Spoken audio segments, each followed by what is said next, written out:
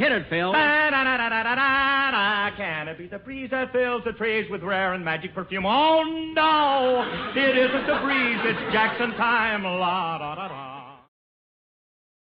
Well, hello again. This is Buck Benny speaking. I am joined by Kathy Fuller-Seeley, John Henderson, Hello. and of course, Captain Terry Phillips joining us. Like I said, I so wish I had my Gilligan hat, and then he could hit me with his skipper hat. Yeah, anyway, but it's nice to have you. The reason that he has the hat on is we're doing a show that was brought to the Navy and we'll go into where it was shot and all of that. But it's neat having one of these essentially military base type shows, because he did a lot of these from like 42 to 47-ish time frame during World War II and then slightly thereafter. As we were talking before the show, Kathy was saying he didn't love doing these because in this case, there's so much, the audience is so large that they interrupt him a lot and make it where he has to adjust his timing, and Jack's timing is everything. And so I'm sure that would make him feel a little less comfortable. Let's swing over to John first, though. And John, what do you think of this? And you were saying it was the first time you'd seen it, so Yeah. I just wanted to get your thoughts on it. Oh, I thought it was great. From the moment it started, you could hear the crowd in the background. And I thought, well, this is a military show. You can just tell they've got a different energy. Like even large crowds of the same size don't have the same enthusiasm or that same particular sound. So I knew right away it was like a live military episode. And it was. And those are always fun because they do have that energy. To me, this seems like a real Jack Benny show. Like this, you could have turned off the picture and you could have played it on the radio. You know, because we're all big fans of the Jack Benny radio show. Other than, you know, the part where there's dancing, you might miss out a little bit on the dancing, but it, you know, to have the little music is not unheard of on a radio show also. So this is definitely one where it could translate. You could also see this as an actual live performance by Jack Benny. And I have often wondered when he talks about, oh, I was here and I was there. I wish I could have been there. I wish I could have seen what it would have been like to see Jack Benny live. But I feel like it would be something like this. There was, as far as I know, there was nothing in this episode that you couldn't have just done on a stage, you know, for a live stage performance. So I thought that was neat too. So I love the episode. We could talk about some of the particular bits later, but yeah, I thought it was great. No, I agree. Kathy, what were your thoughts on this one? I totally agree with John. It's fascinating to see basically the script from one of the World War II camp shows done live. I was because some of the jokes are, you know, oh, what are we going to have for dinner, or you know, talking about the CPO and those things are old. One thing that really, again, where I said, oh, this is a World War II script, that why they didn't change it was that they had Rochester call in to the show the way they'd had to do during World War II because of segregation back then. Eddie Anderson, as an African-American man, wouldn't have been allowed in the white only camps of World War II. But and so they have him call in, but then how he shows up on stage. So in a way, I thought that was a meaningful update to say that you know, now the military has changed and we can see and interact with Rochester. So that made me happy. So agreed. I was, that struck me as well. I was like, they don't have to do this. Why are they doing this bit this way? But then I thought, well, it's a nice callback to what they used to do. Also, very easily could be they grabbed an old script from one of the. Oh, I think that's what they started with. That's what I think so too, because there's a few giveaways that for sure, and the fact that they were talking about gambling on the base and things, and Rochester became part of that, and they kind of were steering away from that in the later years of the radio show, and I wanted so to ask it seemed like a Kathy throwback. about that. What was that? Kathy, you mentioned particularly in your book almost this exact bit where in the 30s they do a joke about Rochester playing craps and it was considered fine. And then later after the war, they do a joke and they got a lot of bad feedback letters and things like that. So like, what was the deal here? I mean, they did do a previous craps joke that was not race related. So maybe that was like a way to mitigate it, or I don't know. What are your thoughts on that? No, it's a great question. And there was a lot of controversy about that talking about craps was demeaning to stereotypical, demeaning to African Americans.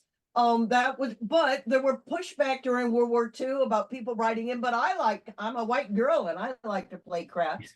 So I think the fact that they picked up an old script, but also that it's kind of more associated with 20,000 soldiers and sailors, so it's something more associated with the young men in the military with more time on their hands and nothing to do. So, my guess is they figured it would be okay, especially if Rochester was winning suits or whatever.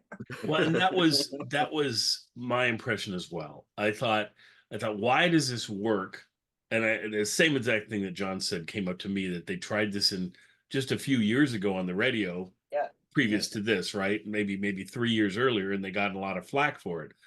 But I think what it was on the radio, it was definitely a group of African Americans that were playing together. And I think that made it look like, oh, your race, that's what you do.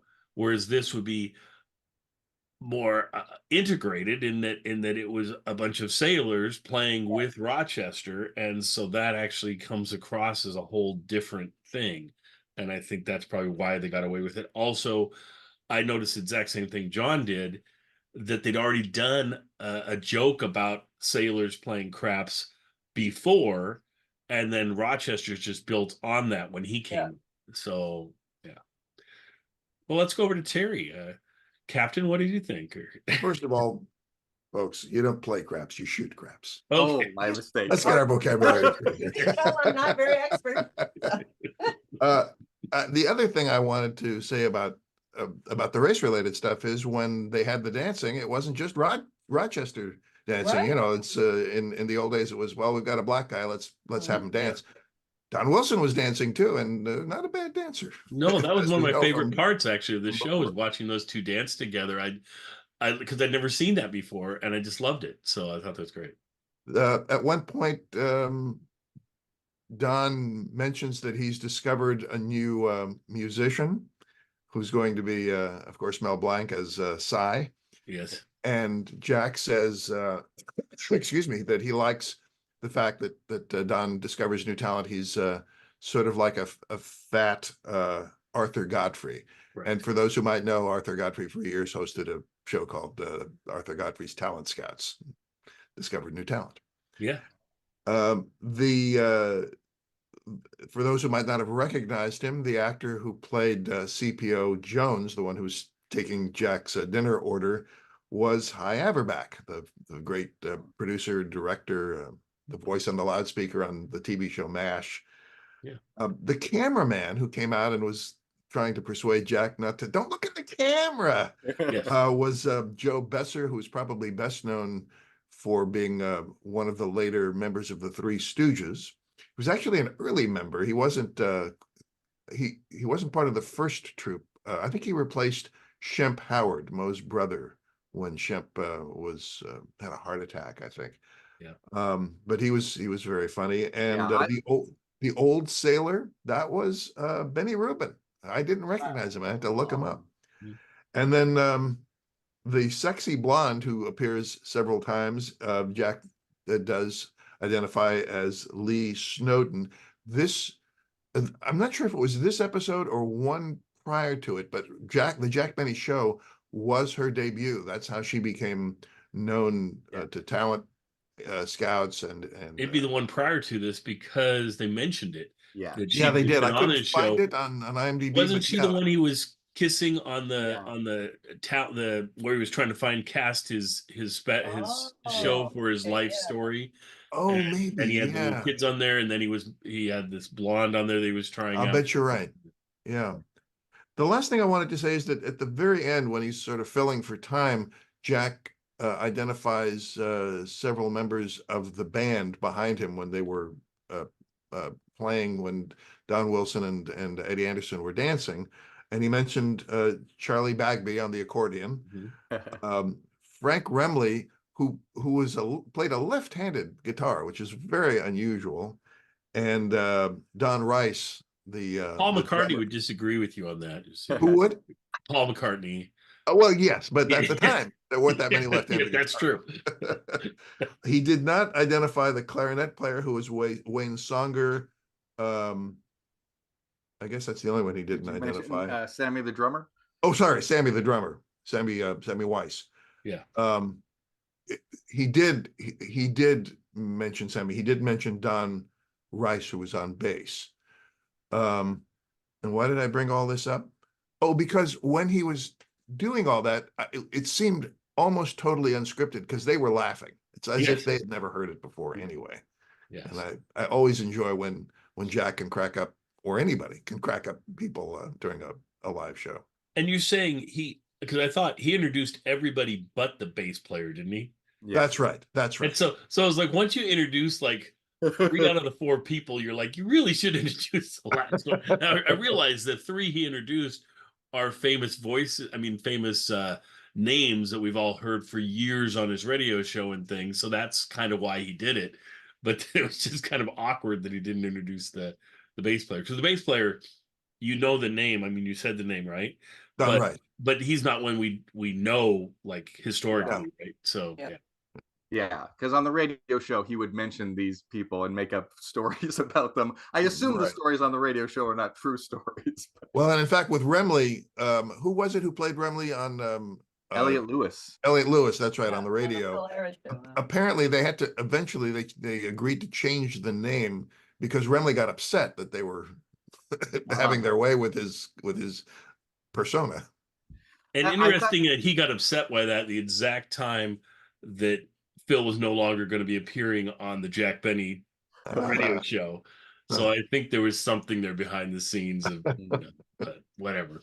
Yeah, I thought it was interesting that they said, oh, these guys are higher than the plane, right? And I feel like, I mean, you probably can explain better than I feel like in the old days, high meant drunk rather than these days where it means like high drugs or something. Yeah. That's a good point. And I'd just like to mention that if we said that this was in many ways a repeat of an old radio show, but they had only just started doing the Seaside Sew routine. So working that in was, and I love that using the Sportsmen twice to play the B as well as to go crazy on the LSMFT done as a Mexican band. So yeah. And The that one might member have been of the first time they did Seaside on the television show. I'm not sure. I'm trying to remember an earlier one. I can't remember off the top of my head.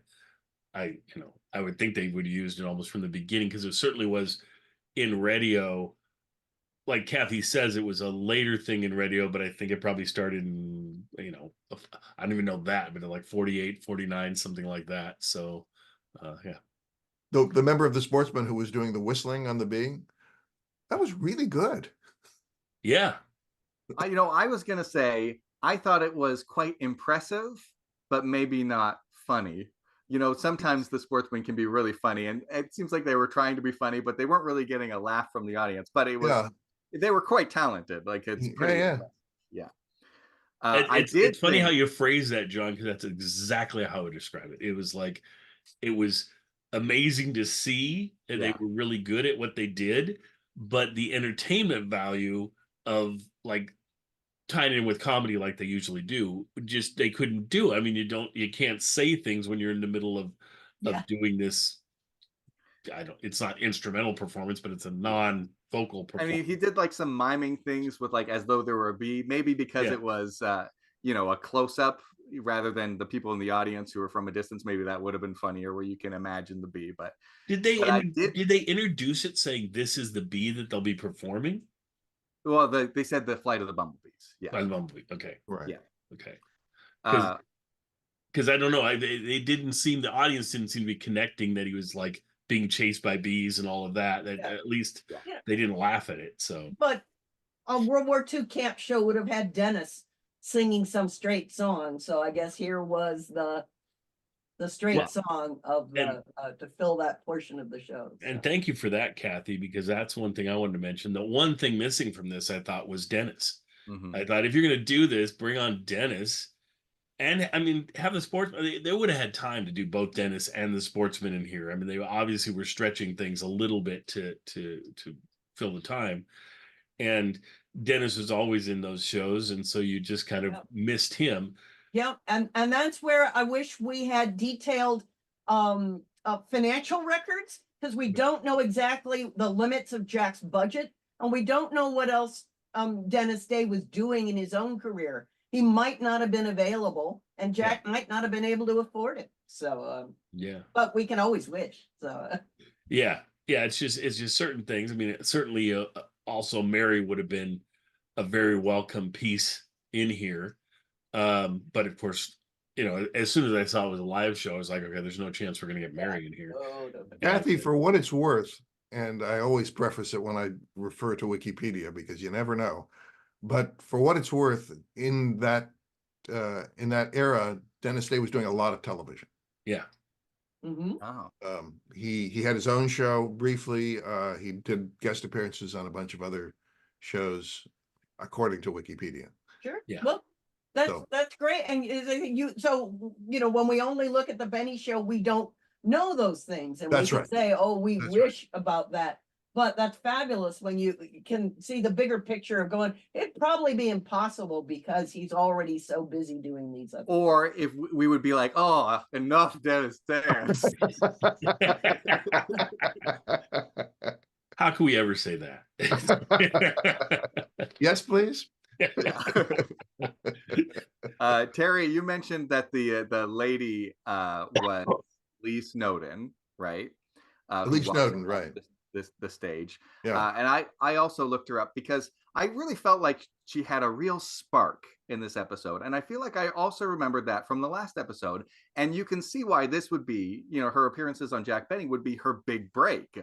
And from them, according to IMDb, she goes on like a hot rod. She's like a character on a hot rod movie. And then she's in the third of the Creature from the Black Lagoon movies. The Creature Walks Among Us. And I was like, wait a minute, I have that movie and I've never watched it. So I watched it. Let me see if I can find the date.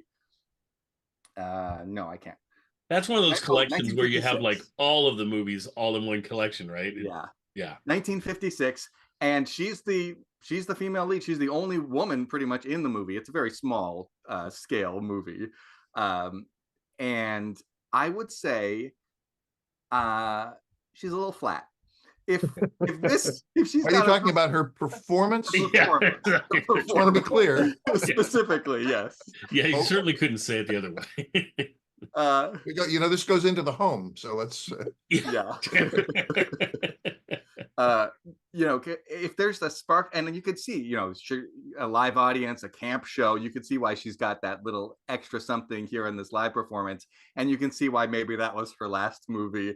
I mean, she wasn't bad. She's sort of on par with all of the actors in The Creature from the Black Lagoon 3, but at this point when you're watching, you're like, oh, she could be, a star, but it didn't happen.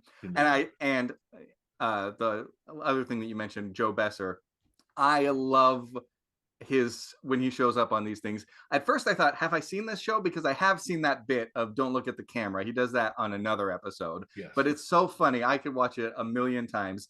And he was starting to appear on the Jack Benny show a few times also. I kind of thought that maybe this was like a thing that Jack was trying out to like see if he would become the next, bit character. But I also noticed I was listening to some other random old radio show and he showed up on that also. So maybe he was just somebody who floated around from show to show, but very, very funny. He also worked with Bud Abbott as a substitute for Lou Costello from time to time. Yeah. I don't remember what it was, but yeah. So there you go. Yeah. I thought that was so funny. Yeah, I think Oh, good. No, I love him. I love whenever he appears anywhere. I just his voice carry in radio. You can immediately identify him. You can immediately identify him on this. Yeah.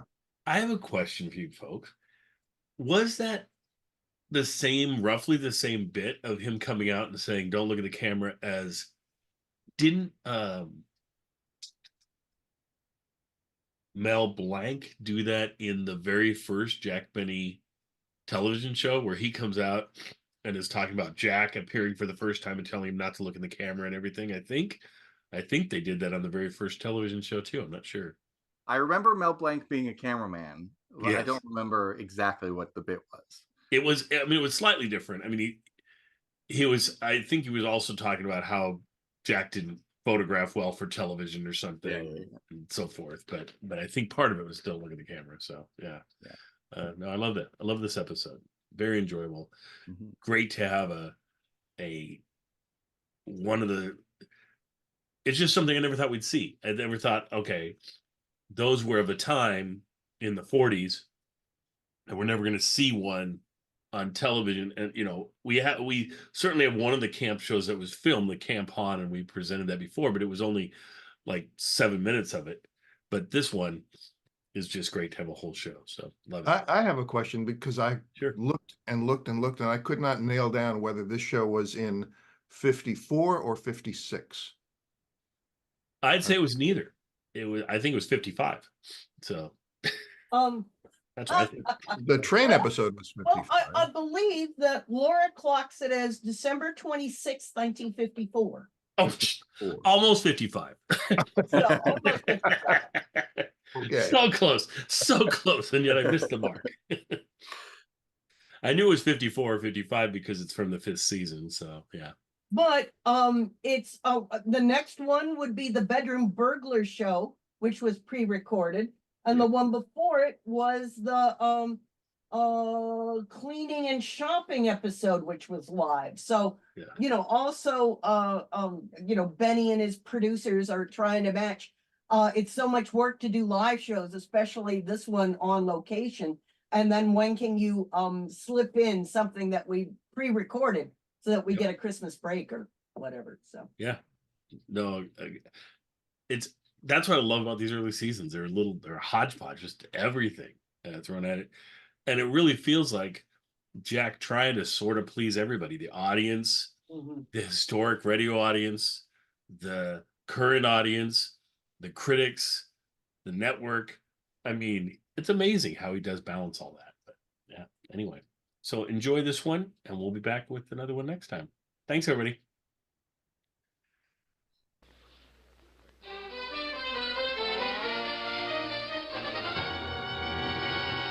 From the Naval Training Center in San Diego, California, the Jack Benny Program, presented by Lucky Strike.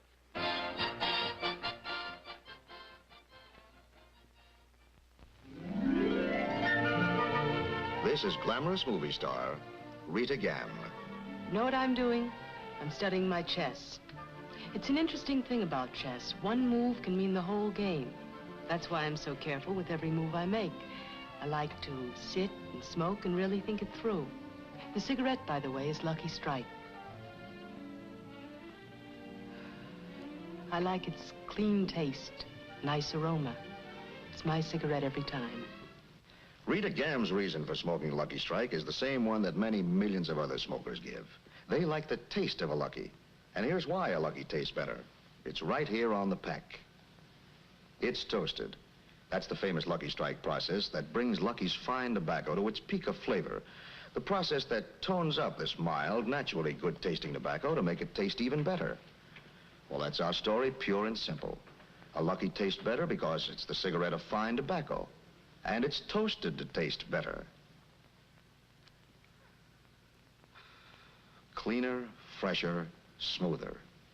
So to get better taste from your cigarette, Lucky Strike is the brand to get. It's toasted to give you the best taste yet. It's the toasted cigarette.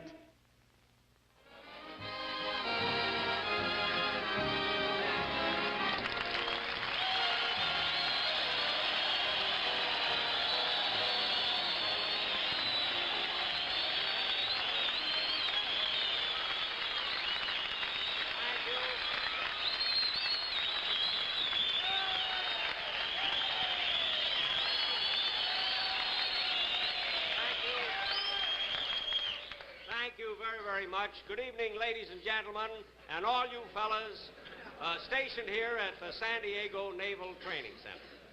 And I would like to explain to our viewers that there are about 20,000 sailors training here, and they're not permitted off the base for 30 days.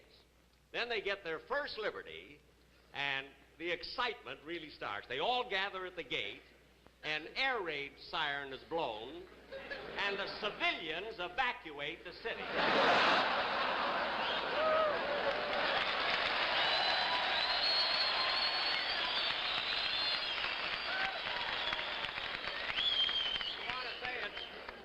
It's really nice to be down here, fellas. I hope you all had a nice Christmas.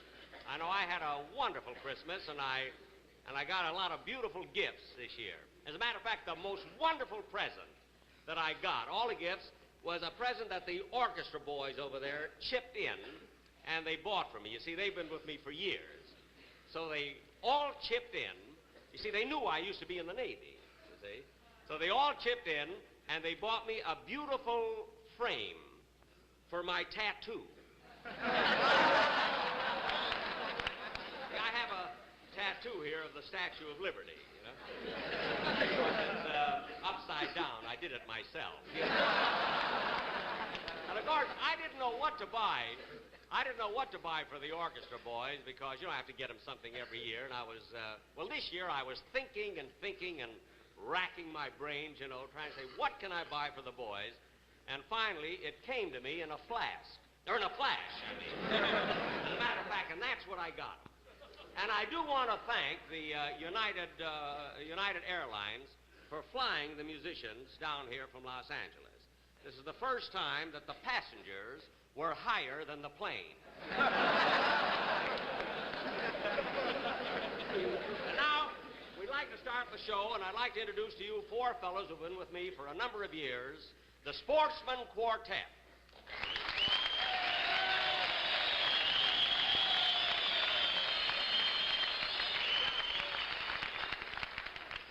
Don, where's the quartet? Well, Jack, that's the reason I came out here. You see, the Sportsmen are no longer a quartet. They're a trio now. A trio? How come? Well, they took a shortcut on the way over here to the auditorium, and as they passed in back of one of the barracks, they ran into a group of sailors. These sailors were all on their knees in a circle, so the Sportsmen went over and kneeled down to see what was happening, and when they stood up, they had lost $12 on the baritone. No. Just a little game to while away the time. Really? Yeah, we used to play the same thing when I was in the Navy. Oh, really, Don? Well, I didn't know you were in the Navy. Oh, certainly I was in the Navy, Really? Jack. Yeah, I was on... What battleship were you? I mean, were you on? Jack, What? look, I was on a submarine, the USS Missouri. Wait a minute, Don. The USS Missouri isn't a submarine. It was when I got on it. Don, that, of course, that I can understand. Although I don't know whether you're kidding or not about being in the Navy, but I really was. You know, I was a sailor, and I was stationed at the Great Lakes Naval Training Station in 1917. You see? In 1917? That's right. Jack, What? how old are you? 39. And now, fellas, to get on with the show, I'm going to... Look, Jack, just a minute, Jack. If you're 39 now, that means you were in the Navy when you were 2 years old. Yep. I don't know how my father talked him into it, but he did. And Don, listen, the very first week that I was in the Navy, I was a seaman first class, what comes after that? The chief petty officer, and an ensign, and Lieutenant J.G. all in 1 week. Oh, now, Jack, for heaven's sake. What? How can you be all those things in one short week? Well, Don, when you're that young, they change you every day. I don't know.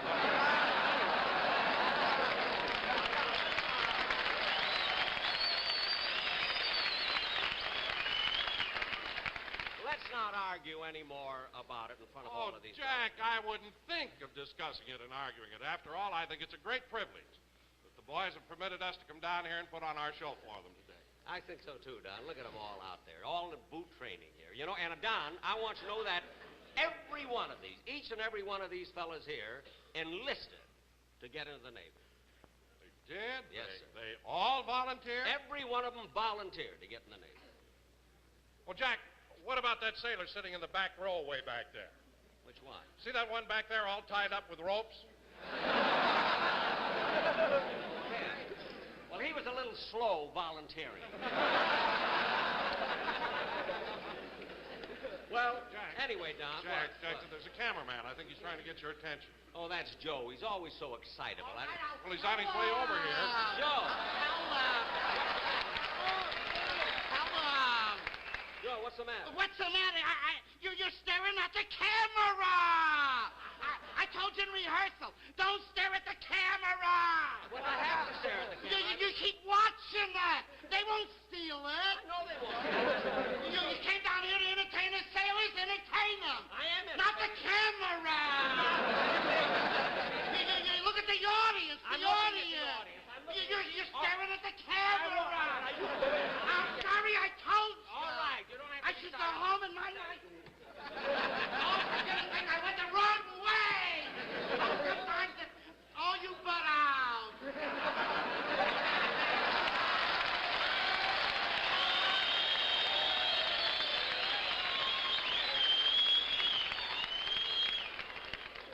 What a character.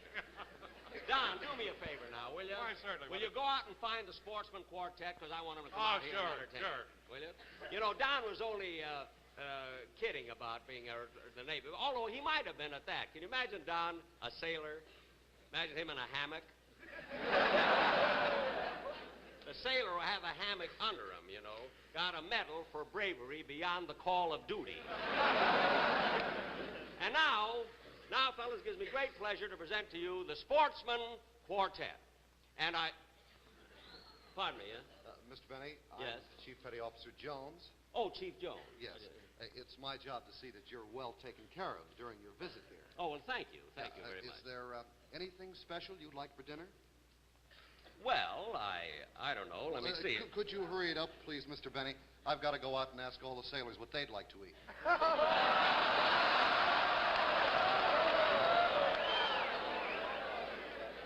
Wait a minute. You mean you asked the sailors what they'd like to have for dinner? What do they usually have? Well, some of them order crepe Suzettes.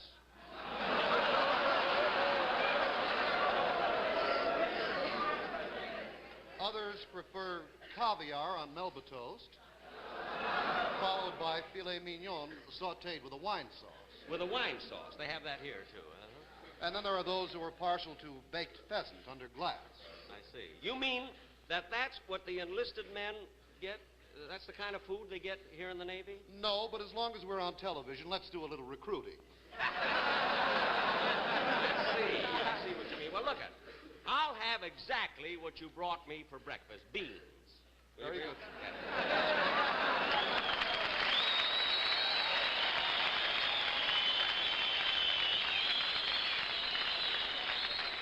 Make that powdered beans. Don't forget. Although, I do want to say something to our viewing audience, ladies and gentlemen, that a lot of comedians come here and kid about the food that the sailors get. And I want to tell you that the sailors here, the enlisted men here, get exactly the same food that the admiral gets. The only difference is the admiral's is cooked.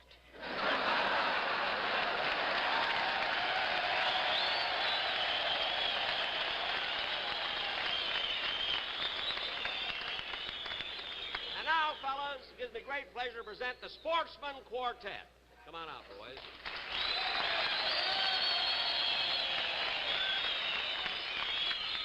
What are you going to do now, boy? What number are you going to do, fellas? We're going to do The Flight of the Bumblebee, Jack. Such a classy number, The Flight of the Bumblebee. Yes, Huh? but to save trouble, we're not going to use the band this time. You're not going to use the orchestra for this? No, we brought our own accompaniment. We brought a trained bee. Oh, for the have- Flight of the Bumblebee. I see. And his name is Clyde, and I'd like to have all you fellas and you meet him. Yeah. Say hello, Clyde. Well, you're going to have that instead of the orchestra, huh? Yeah. Well, you'll be much better off than these boys over here. I think. Are you ready, gentlemen? Busby, Malin.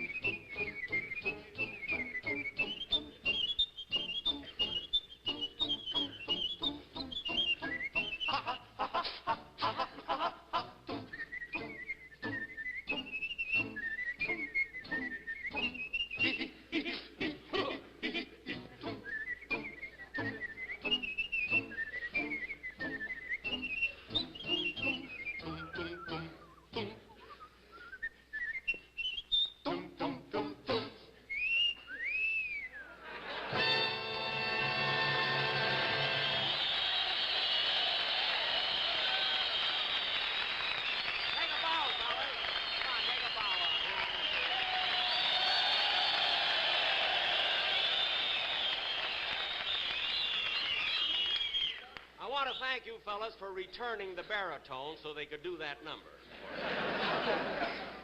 And now, I'll tell you one thing about these fellas, though. They really are very...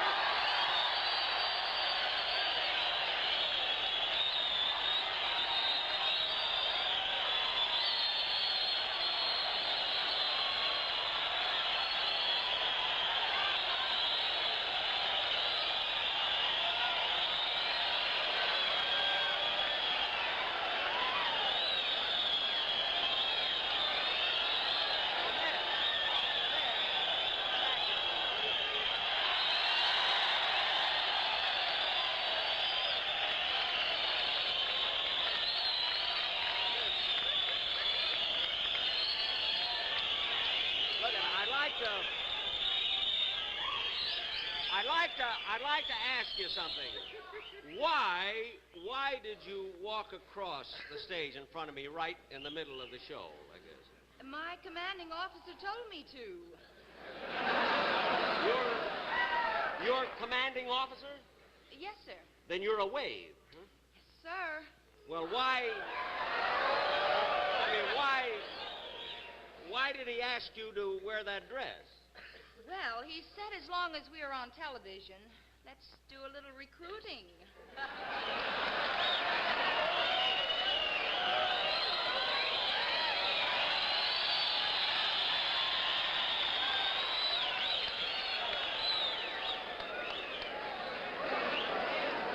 that wonderful, fellas? She joined the Navy so the world could see her. Hey, Don. I think it's time now that we had our singing commercial. See, it's almost time for the commercial. Well, that's a good idea, Jack, but there's a little something I think I better tell you before we do that. What's that? Well, last night, I went over to Tijuana across the border to a nightclub over there. Yeah. And I want to tell you, Jack, I saw the greatest guitar player over there, a Mexican guitar player. He's just terrific. A Mexican guitar player? That's right. So I took the liberty of hiring him to work with the boys. You took the liberty of hiring him? That's right. I hope you like him. Well, I hope so, too, Don, because if I don't, you'll have to take the liberty of paying him. Oh. But you say he's going to do a number with the... Yeah, he'll work with the boys, the quartet. I'll go get all of them right now. All right, yeah. fine. You know, that's what I like about Don Wilson. He likes to go around and discover talent, you see. He's a sort of a fat Arthur Godfrey. But at least he takes an interest in the show. And that's what I like about him, that he takes, you know, that he... Listen. Pardon me. Are you the Mexican musician that Mr. Wilson told me about? Sí. And you play the guitar? Sí. And you're going to play with the quartet? Sí. What's your name? Sai. Sai? Sí. All right. Come on. guitar while they sing the commercial. Fine. Okay, let's hear it. You better sit down here and tune up, Si. Hey, look it. Wait, how you gonna do it? Look, you broke a string. See? What string is it? G. G? See? Now cut that out! Now, if you want to do the number, do it, and fix the string. Far below the Mexican border, where the senoritas go beneath the moon, I think there's a bold and dashing vaquero, and every night you'll hear him croon. I think in my adobe hacienda, there's a touch of Mexico. I think cactus lovelier than orchids, blooming in the patio. I think soft as the stars and the strum of guitars make every evening seem so sweet. I think in my adobe hacienda, life and love are more complete. Everybody's smoking Lucky. That's right. It's the smoke that you should try Si. when you're puffing on a Lucky. With delight you surely sigh. Si? Sing. Yes, if the death will we agree. It has that better taste we like. In my adobe hacienda, we are smoking Lucky Strike. From La Jolla to Monte del Vista, there's a Lucky in everyone's vista. Everything that misses and mister. My uncle, my aunt, and my sister. LSM, LSM, LSM, LSM,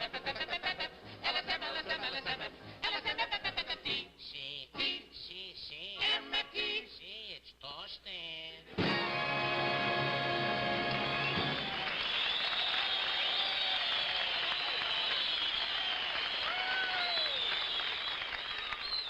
That Mexican guitar player is really Mel Blanc. He's been on my show for years, plays all the different characters, the parrot, everything, you know. And now, fellas, I really have a surprise for you. I'm going to play a violin solo. Huh? You glad you came in now? Now, I'm going to have some of the boys help me.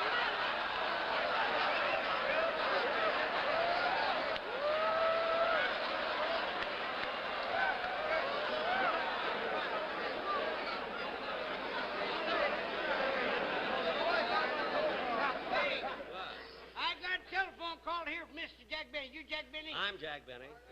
Thank you. Hey, wait a minute. Wait a minute. Come here. How long you been in the Navy? Well, I just can't rightly remember. I was in the First War. The First World War? No, the First War.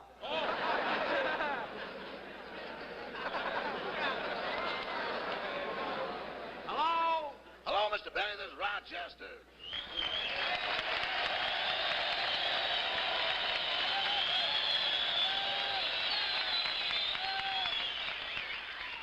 Rochester, when'd you get down here from Los Angeles? Just a few minutes ago. Well, you're late. I know, but it's hard to maintain a perfect timetable when you're hitchhiking. Well, Rochester, I'm sorry I made you hitchhike, but there was no more room in the car. Oh, that's all right. It wasn't so bad. And that was good advice you gave me. What advice? If you lie down in the middle of the highway, 9 out of 10 cars will stop. That's right. But when that 10th car comes along, it better have a high crankcase. Where are you now? I'm in your room at the El Cortez Hotel. Did you bring my gray suit? Yes, sir.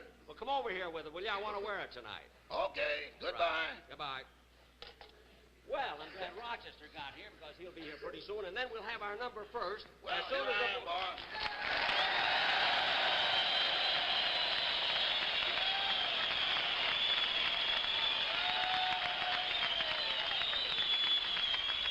Rochester, how did you get here so soon? I jumped on the back of a sailor with his first weekend liberty. Where's the gray suit? Well, on the way over here, I passed behind a barracks where there was a group of sailors kneeling in a circle. And you lost my gray suit? If I could have made a 4, you'd have had 200 blue ones.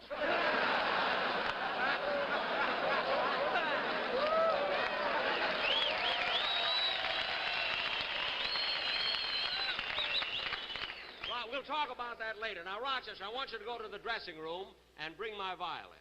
Your violin? I'm going to play a number for the boys. Oh, you're not going to play that thing out here in front of all these sailors. Well, why shouldn't I? Why should you? You've already got the Purple Hearts. Never mind. Now, go there and bring my violin, will you? You'll find it in my dressing room. Yes, sir. Say, Mr. Benny. What? Well, I've got a girlfriend here in San Diego, and I was just wondering if you'd let me use your car tonight. Oh, sure. You can have it, Rochester. Gee, thanks. You're boy. welcome. You got a girlfriend there, huh? Yes, sir, and is she beautiful? Most beautiful girl I've ever met in my life. No kidding. What does she look like, Rochester? Would you like to have me describe her to you? Yeah. Have you ever watched a California sunset just as Mother Nature extinguishes its last golden glow? And it slowly sinks between the tranquil waters of the deep Pacific? Yeah. Just put a sweater on it, and that's her. Rochester, you can have the car.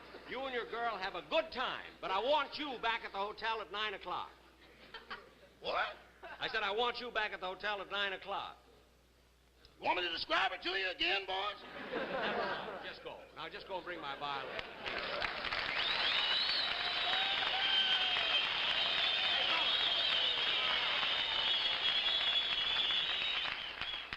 These are some of the boys that I used for a jam session on my... Now, wait a minute, Roger. I told you you could have the car, you know. You didn't have to flatter me by bringing out my violin on a pillow. Oh, it wasn't that. I just didn't want to get my fingerprints on it. Oh. Well, fellas, give me A, will you? I've been waiting the whole half hour for this. You know?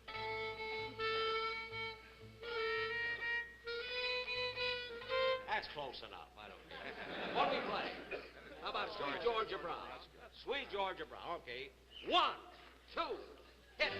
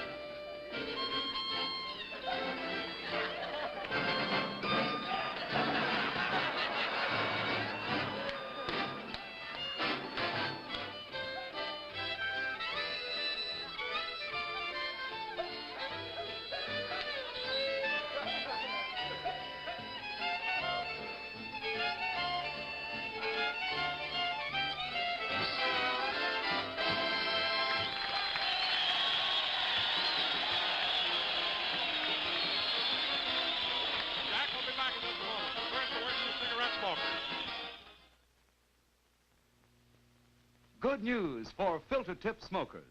Herbert Tarleton is now 2 ways, regular and filter. Both king size, both with genuine cork tip. Tarleton's famous quality now comes to you with the new selective filter, the only filter of its kind. An entirely new concept in cigarette filtration.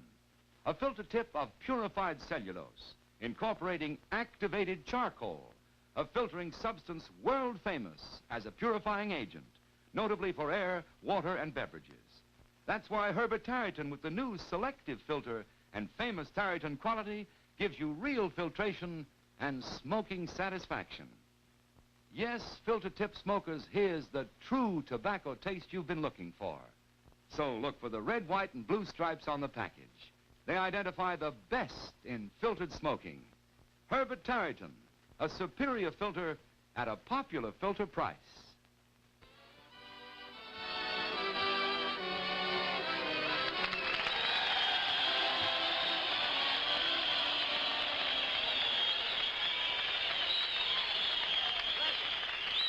Wait, before I introduce the boys, I'm going to bring the girl out and tell you who she is. Lee, come on out here a second, will you?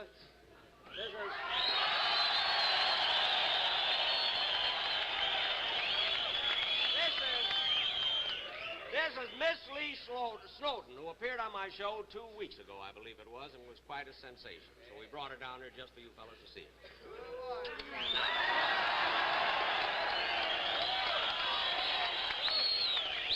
I'd like to have you meet some of the boys now. Here is Frankie Remley. You've always heard me talk about Frankie Remley and his guitar. And Remley here also has his own band. It's Frankie Remley and his International Orchestra. International meaning that they are just as well known in San Diego as they are in Tijuana. There's Charlie Bagby over here, the accordion player.